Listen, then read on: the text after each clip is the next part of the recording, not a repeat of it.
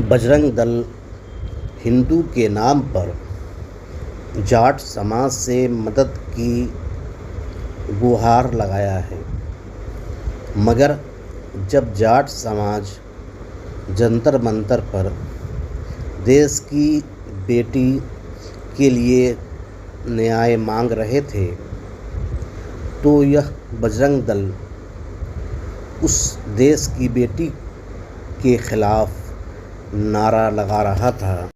उस वक्त देश की बेटी हिंदू नहीं थी। जाट समाज ने कहा है कि हम सब अब धर्म के नाम पर नहीं लड़ेंगे, बल्कि देश के नाम पर लड़ेंगे।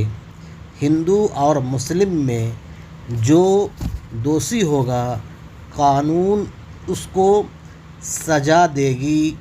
अगर आपने इस चैनल को अभी तक सब्सक्राइब नहीं किया है तो इसे ज़रूर सब्सक्राइब कर लें।